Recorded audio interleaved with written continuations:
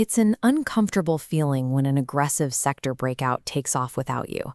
You watch a stock string together a series of compounding jumps, and your brain starts running the math on what your portfolio would look like if you had just bought in 6 months ago. Intel's current trajectory is staggering. Between May 2025 and May 2026, the stock climbed 521%, crossing the $120 mark, an all-time high. That climb accelerated on reports of a preliminary agreement to manufacture chips for Apple devices using its 18A process. Shortly before that, Elon Musk confirmed during a Tesla earnings call that he plans to use Intel's 14A process node for his Terafab project, citing a strong relationship with Intel's new leadership. Add in heavy political support from the Trump administration, culminating in the U.S. government taking an $8.9 billion non-voting stake in the company to secure the domestic semiconductor supply chain. All of this points directly back to CEO Lip-Bu Tan, whose strategy to salvage Intel's foundry business appears to be yielding results ahead of schedule. This leaves investors with a specific problem. Is this the early stage of a multi-year expansion, or are you buying the peak of a momentum trade? When a stock runs up 500% this quickly, the fear of missing out can drown out financial discipline. We have to quiet that noise and look at the actual math. To figure out if it is actually too late to buy Intel, we need to step away from the headlines and the endorsements to carefully examine the underlying balance sheet. Specifically, we need to determine if Intel stock is currently priced for perfection. This occurs when a company's share price runs high enough to assume future execution will be flawless. If management misses a single target, the valuation collapses. For the rest of this evaluation, we are going to weigh Intel's strategic momentum against the extreme premium you have to pay to own a share today. We can break this down using a comparison matrix. Securing preliminary deals with Apple and Tesla provides significant validation for Intel's technology.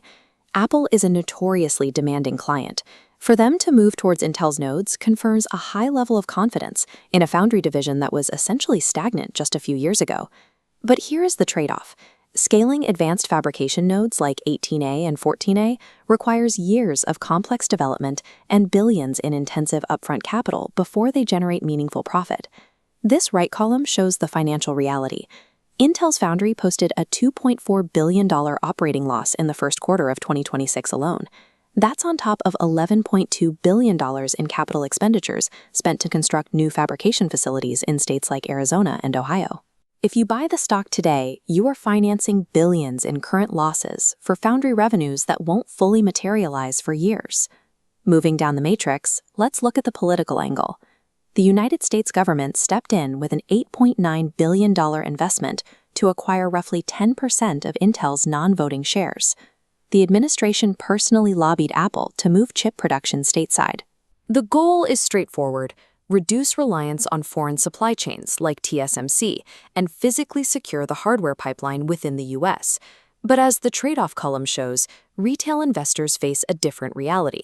The government operates on geopolitical timelines, not quarterly targets. Because of the 500% surge, the U.S. Treasury sits on roughly $47.6 billion in unrealized gains on their initial investment. This extensive government backing ensures that Intel functions as a protected national asset. It does not guarantee that the current stock price is positioned to yield profits for a retail shareholder buying in today. On the final row of our matrix, we have to talk about pure valuation. The underlying business is improving. Intel just posted its sixth straight quarter of beating earnings expectations, with data center and AI revenue up 22% year over year. But to see what you're actually paying for those improvements, we look at the forward price-to-earnings ratio.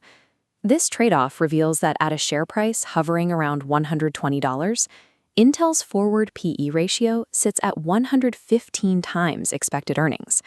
Compare that to the average Wall Street analyst price target for Intel, which remains down at $92.60. The math is direct. If you hit buy right now, you are paying a $27 premium per share over what institutional fundamentals suggest the company is actually worth. At 115 times forward earnings, the market has already factored in a perfect execution. If Intel misses a single production deadline on their new process nodes, the stock is exposed to a severe downward correction. Based on this reality check, who should actually be buying Intel at $120? Let's map this out on a quadrant chart, measuring your investment horizon against your risk tolerance. If you are a short-term trader or a value investor looking for a bargain entry point, you should stay away. The downside risk of entering at an all-time high valuation with a 115 multiple is too dangerous for a short-term play. For your timeline, you are too late.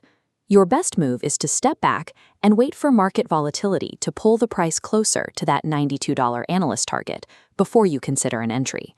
If you're chasing momentum after a 500% run, the easy money has already been made. The remaining risk is disproportionate to the potential reward. A buy still makes sense for the long-term investor building a decade-long position in domestic semiconductor infrastructure. This means looking past the current cash burn and trusting Lip-Bhutan's execution plan as the 18A and 14A nodes reach maturity. You must be willing to dollar-cost average your position and have the stomach to endure sharp near-term volatility as the valuation normalizes. You must also accept that despite these flagship contracts, Intel is still fighting to close the gap with entrenched AI leaders like NVIDIA and AMD.